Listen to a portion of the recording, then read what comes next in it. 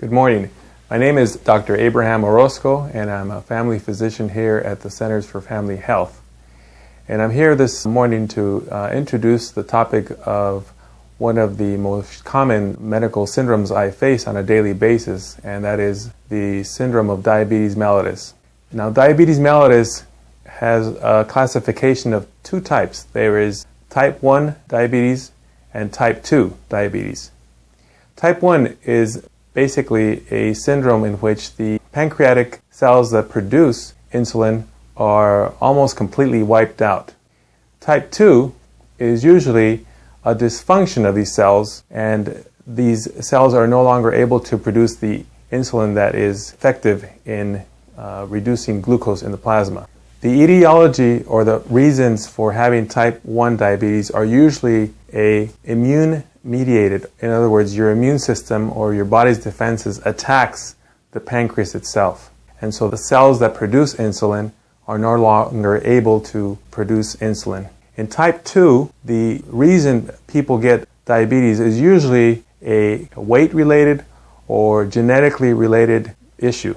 People who have a family history of diabetes usually have a higher incidence of adult onset diabetes, and that is related to type 2 diabetes. Both usually require medication. However, with type 1 diabetes, the medication starts almost immediately. The question I usually get asked is, what makes up the classification for diabetes, or who is diabetic?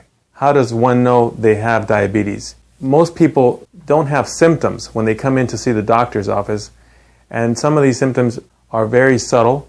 We pick up the syndrome of diabetes usually by doing blood tests, and usually they're fasting blood tests. There are 4 different criteria for diabetes. Number 1, you can have a glucose of 126 fasting, that is without taking anything in the morning as far as meals, and if your sugar is 126 or higher, that's considered a first stage of diabetes.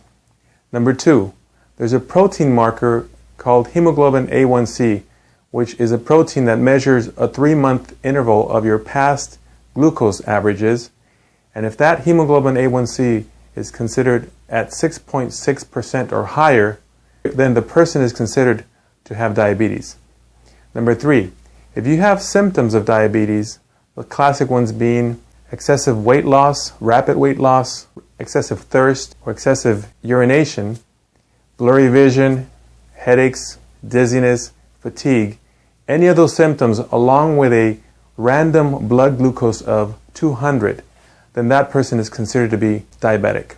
And the 4th one is a 2-hour glucose test where you're presented fasting, given a sample of glucose, and 2 hours subsequent to that sample, your blood measured 200 or more, then you are considered diabetic.